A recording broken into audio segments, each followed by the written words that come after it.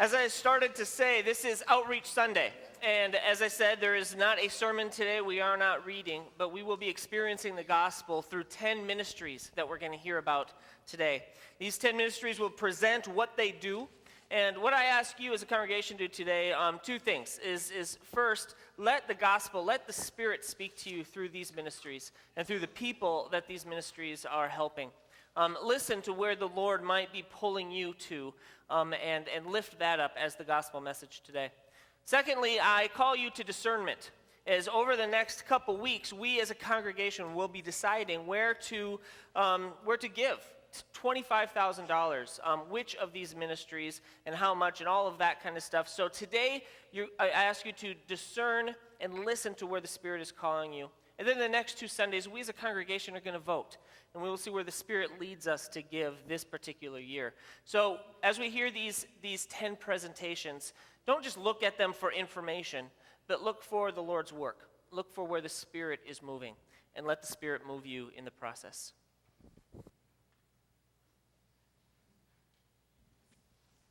Good morning. I'm Annika Jane Beamer, the founder of Blessed Birthdays.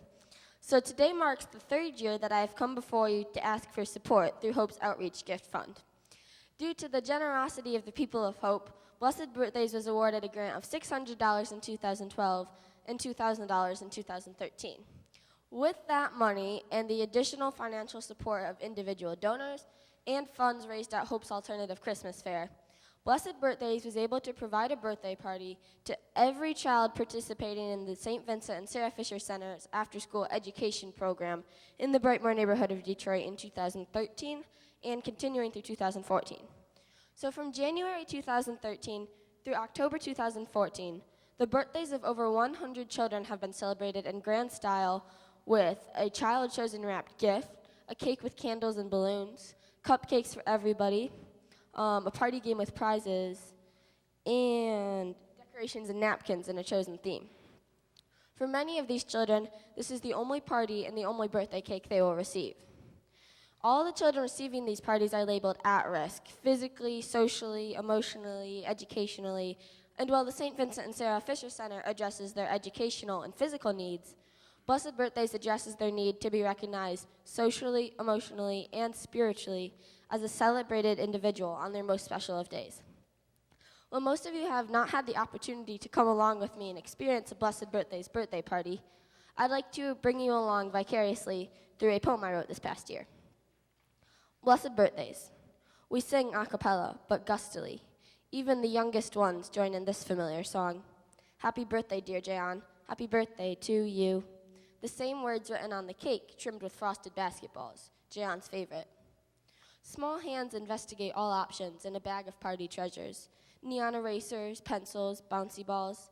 Excited fingers search for the perfect piece of bounty after winning the party game.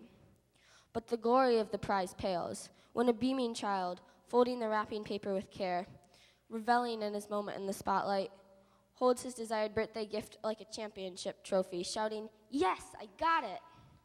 Children surge toward the coveted toy as water from a faucet, envious but full of admiration for the remote-controlled airplane.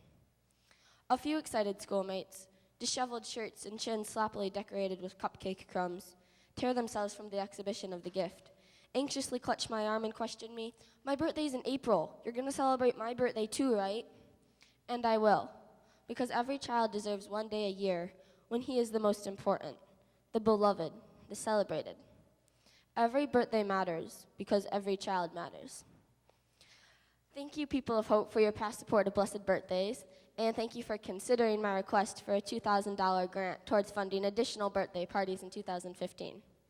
Thank you for helping me make sure that the children of the St. Vincent and Sarah Fisher Center know that they matter to God and to others.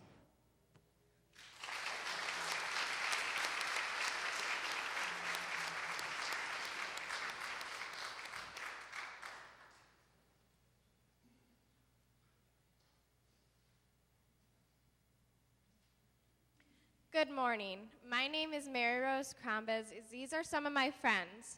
This is Trevor Adamitis, and this is Laurel Goff.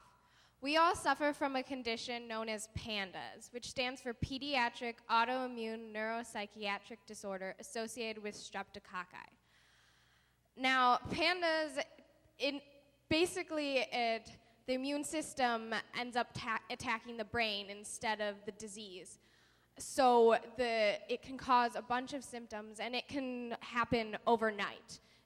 A child can go from being a happy child who plays sports, plays musical instruments, and hangs out with friends and gets straight A's, to not being able to go outside, not being able to go to school, or add 2 + 2, or even just getting dressed in the morning or going to the bathroom is a very difficult task. It can take hours just for me to get dressed in the morning. It can take hours to eat. It takes 20 minutes just to sit down. And I can be up for 30 hours and then sleep for 12. Or in the past, I've been up for days and only slept for an hour. It can present with so many different symptoms, and including OCD, tics, sensory sensitivities, joint and muscle pain, headaches, mood swings, heightened emotions, depression, and urinary frequency. This can leave a child hopeless and alone, because I am lucky enough to have people that I know with the same condition that I have, but a lot of kids out there don't know anybody with it, and they just feel like they're the only ones who feel this way. The treatment for PANDAS is long-term antibiotics, steroids, anti-inflammatories, immune modulators, IVIG, and plasmapheresis. Empowered Hands for PANS, which is my nonprofit organization, it provides children with PANDAS with care packages during the IVIG process. The process consists of spending 2 to 5 days in a cold hospital room for 6 or more hours each day with an IV in your arm. Now, having an IV in your arm is an uncomfortable experience for anyone, but someone with sensory sensitivities, it can make it unbearable. They just want to rip it out because they can't stand it. And then the following days after IVIG are even worse, because they come with excruciating headaches and stomach aches, and all their symptoms get worse. And for the following months, all their symptoms are increased in intensity and frequency, causing, as the disease turns back its pages, to return to baseline. Now, my nonprofit organization's mission is to give these kids some joy and comfort while they have to endure this really tough experience. I created this nonprofit because I know how scary, painful, and alone and lonely it is to be in that position, because I've been there too. So we are Empowered Hands for PANS, and we are asking for $2,000 in order to create 30 care packages and host a big awareness day event next October 9th, because the awareness is very low, and this past year, Governor Snyder accepted our proclamation to make October 9th in Michigan PANDAS Awareness Day.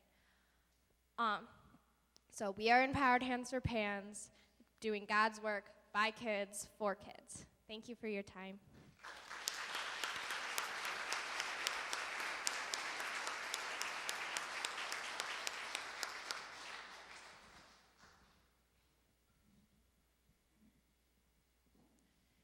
I am Desiree Herrick, Associate Director at First Step.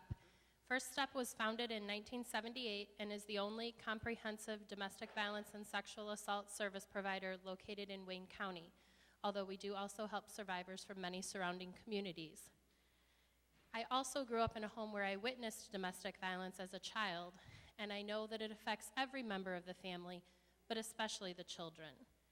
Family violence creates a home environment where children live in constant fear.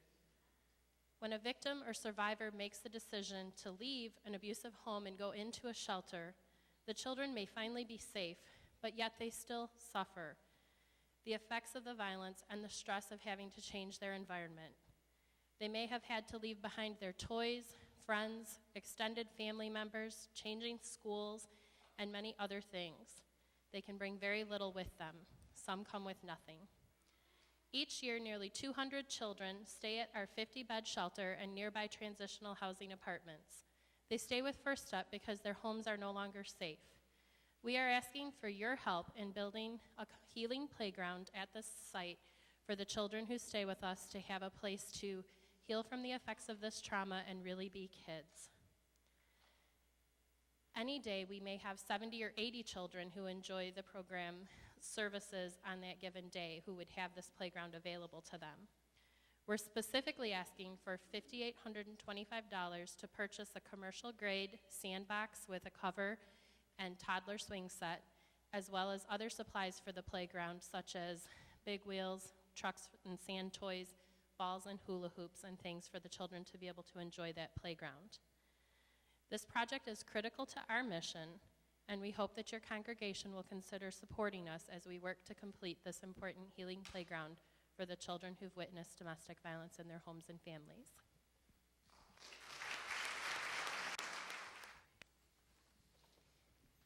Good morning, my name is Deb Drennan, and I'm the very proud and honored Executive Director of Freedom House in Detroit. We're the only organization in the entire nation that provides a full scope of services to political refugees, asylum seekers, and victims of human trafficking. And so if I can for just a minute, I want to just give you a quick example of, there's two different types of refugees. There is a refugee that's designated refugee outside the UNHCR, United Nations and High Refugee Commissioner. They designate refugees outside of the country, and we can think of right now the Christian Iraqis who are coming over into this country. And when they are given immediately what we call resettlement services, benefits. They get food stamps, they get medical care, they get a small stipend for housing, and their resettlement begins. An asylum seeker is someone who flees their country, is persecuted and tortured, and is designated refugee status once they arrive on our soil. And as such, then, they are not entitled to any resettlement benefits until their asylum is granted. So at Freedom House, providing those services is really critical if you're not legally able to earn an income. So what we offer is we have 16 different countries represented in our house, our shelter in Southwest Detroit, that houses about 40 people. And then we have some off-site property apartments that we're able to house for individuals and families as well. And so out of those, up to 55 people, again, 16 different countries, so a wonderfully diverse community. We're here to respectfully request $2,500 that would help our program, our food, our kitchen. As you can imagine, fleeing your country, your culture, your family, the people you love, your food, people arrive and with just the clothes on their backs, they're malnourished, and they have very serious chronic medical needs. And we are asking for support to help us to provide good, healthy nourishment and the tools necessary to make that ongoing. And so that our residents, while they're with us, will not only receive healthy food choices, but we'll able to help each other learn, sort of teach the teacher, so that that can continue going forward. Because the goal, of course, is once asylum is granted for family reunification, to bring their families back to join them here in the United States, and then to be able to have that same holistic health included in nourishment so that they can have wonderful lives and joining us as citizens of the United States. So thank you so much for inviting us and for the opportunity to present a really remarkable program and our need for your help. Thank you.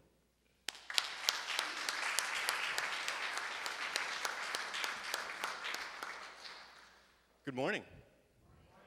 My name is Ross Tanner. I'm a board member and a short-term missions director for Key of Hope, an organization that works in Durban, South Africa, the epicenter of AIDS pandemic. And we work with orphans, the children that are affected by AIDS. And 2 years ago, you guys gave us $5,000 that we used to renovate a classroom that we've been using for tutoring hundreds of children, and it has been a great success. Thank you so much. We really appreciate it. Today I wanted to talk to you about the taxis that we use. We use many taxis to move roughly 1,000 children every Saturday to our large program, our kids club, where we do games and Bible teachings, and we do worship there with the children each week, and then we do home visits with all of the children to make sure that they're fed, they're safe, that they're in school. And we have several other programs where we're bringing roughly 500 more children a week in. So that's about 1,500 children a week that cost us $850 for transportation, $600 just in taxis. Taxis in South Africa are vans, 13-passenger vans, either Toyotas or Mercedes usually, and we can typically fit between 25 and 32 children in there, so we maximize the use of this. Would appreciate your support. We're requesting $5,000 so that we can get about a month and a half of transportation to continue the program. We appreciate your partnership in the past, and I also thank you so much for this event, for doing this, for all of us to see each other. From our perspective, we don't get to see what each other does very often, so thank you for that. And I trust that the Holy Spirit is active here and will continue to guide your funds wherever they're supposed to go. Thank you so much for the opportunity. Good morning. I am Dr. Henry Mackey.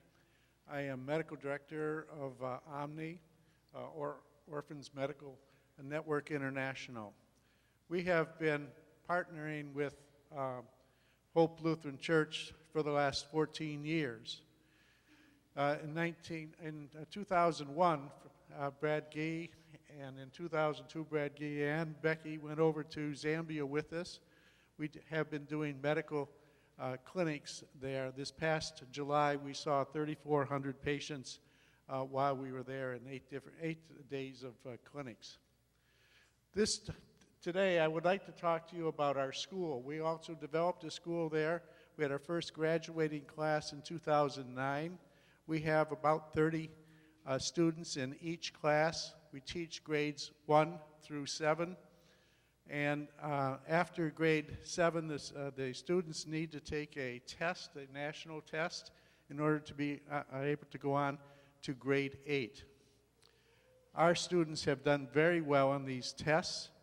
This past year, we got the top 5 grades on this test nationally, and all of our students were in the top 25%. So we're very proud of what we're doing. But when I was over there in July doing a medical clinic, I did talk with the headmaster of our school, Teddy. And Teddy, we asked him what did they need. They told us they need textbooks. Let me just read you the list here. They need dictionaries, atlases, textbooks for math, science, English, social studies, home economics. They need staplers, hole punchers, wall clocks, tables, and bookshelves for what we total up to be about $7,500 in cost for our students. We think that this money is well used. These students would, if they did not come to our school, would be street children. We choose our students, by the way, based on their need. Orphans get priority 1. Single-parent children get priority very high. And the very, very poorest of children are very high in that selection process. Each year we have about 100 applicants for 30 positions. We select the poorest of the poor. And yet we come out with some of the highest grades. So we're not selecting on the basis of scholarship, we're talking about need. I think we do a good job. You've always partnered with us in the past. We're asking you to continue that partnership and provide us $7,500 for new school books and for our new classes. Thank you very much.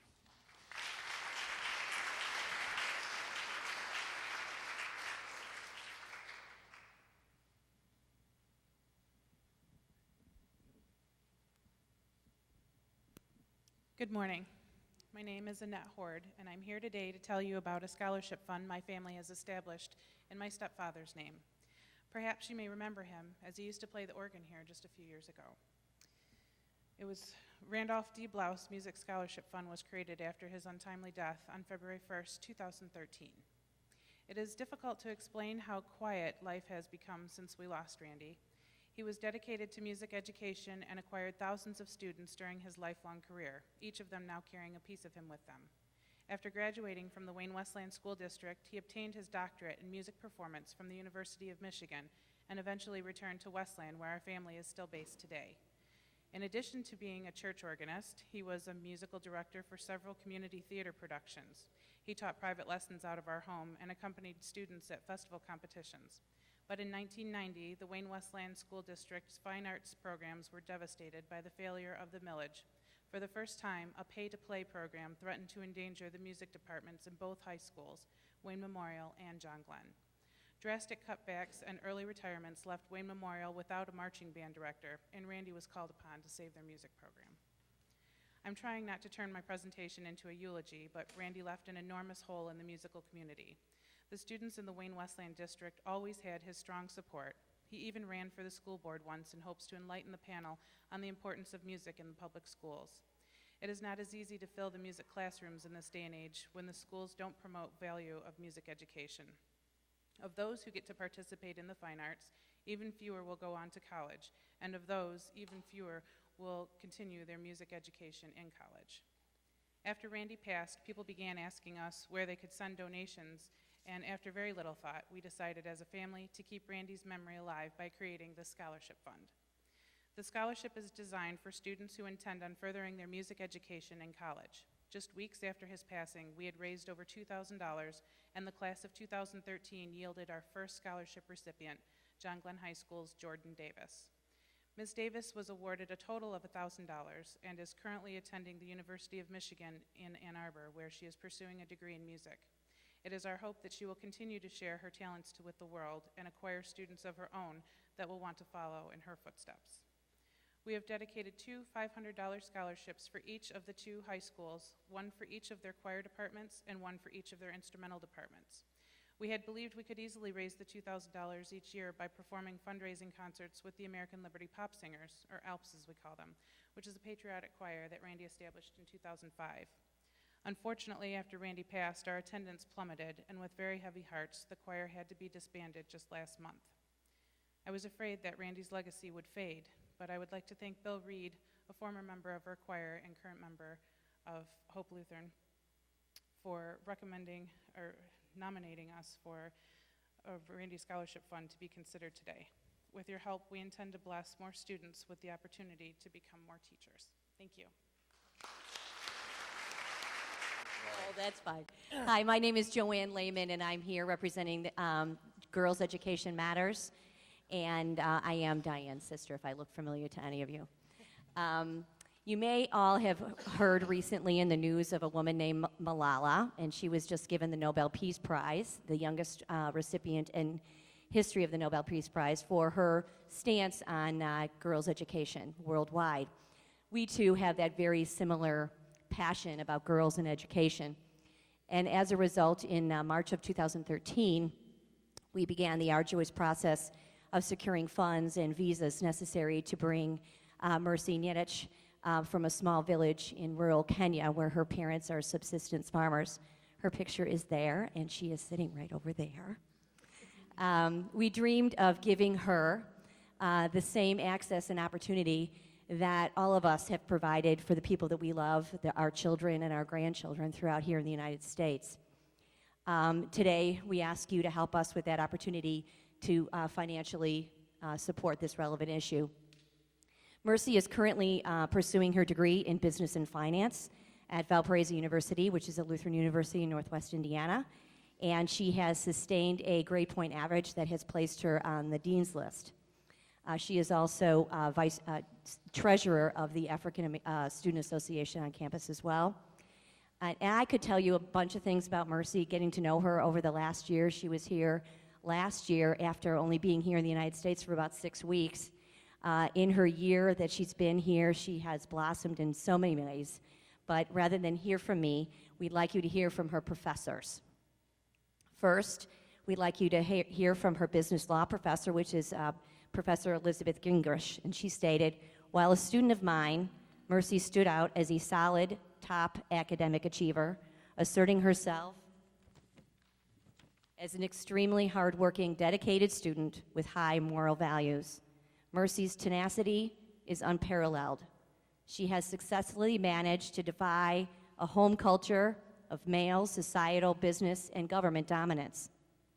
Additionally, we heard from Dr. Charles Schaefer, who is the chairman of the International Studies Department at VU, and he stated, "Being an African historian, I was immediately drawn to Mercy's story and her coming of age, the struggles she encountered getting recognition from her patriarchal family and a community, even to attend high school. Mercy comes from a poor Kenyan family where basically, even for her to attend high school, required the entire village to support her. Today, you have the opportunity to be part of that village, and we pray that you would consider this as a wonderful opportunity for Mercy." One of the other things that Mercy did do this fall, she was asked to be a speaker at the kickoff event for education in Gary, Indiana. As many of you know, Gary is one of a poor, struggling area in Northwest Indiana, and she was a speaker there at their educational kickoff and was very, very well received. So she's definitely giving back to her community as well. So may God bless you, God bless your church family, and may God continue to bless Mercy while she's here. Thank you.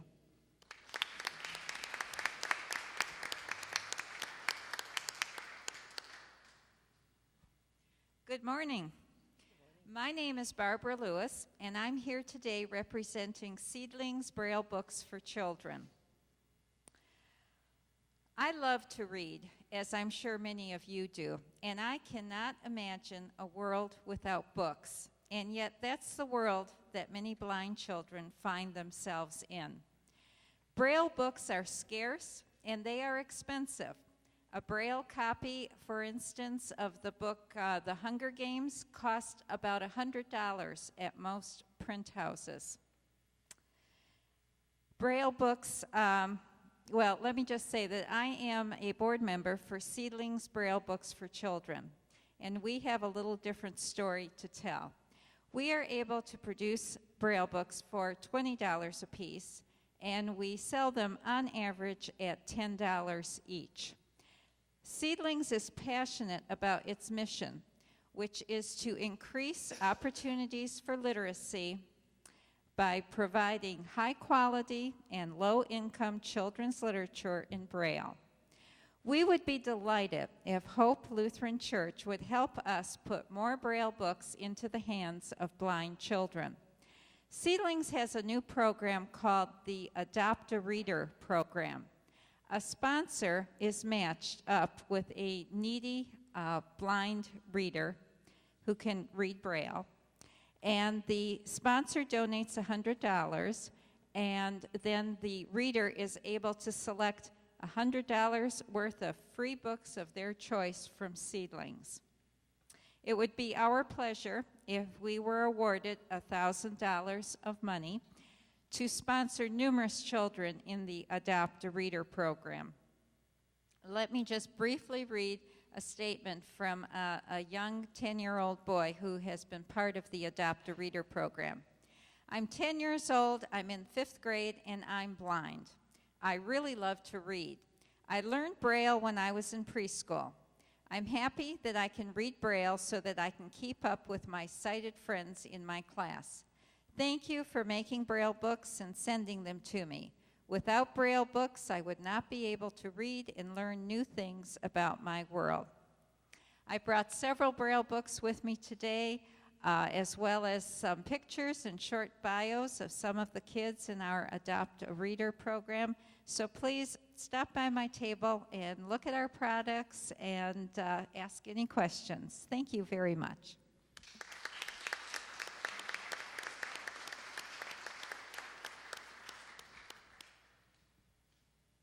Good morning. My name is Chris Percola. I'm a second-year student at Trinity Lutheran Seminary down in Columbus. I bring you greetings from the faculty, staff, and students, as well as our president, Rick Barger, and our vice president, Brad Gee.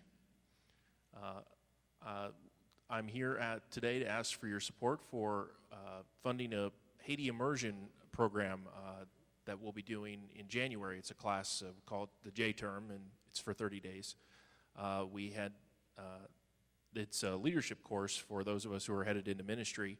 I'll be going on the trip myself. We will fly out to Littleton, Colorado for some leadership training there, and from there we'll fly to Haiti and for immersion with some of the poorest of the poor in the Western Hemisphere. And so we can see what it means to be the hands and feet of Christ in the world, and to realize that it's not just what we're doing for the people there in Haiti, but how they are ministering to us by demonstrating their faith. And hopefully it'll be a transformative experience for all of us headed into ministry. We are hoping to send about 12 students there. It's fairly costly because we're flying to Colorado and then flying from there to Haiti. So we would appreciate your consideration for helping us out with that, to be with the poorest of the poor as Jesus was. Thank you.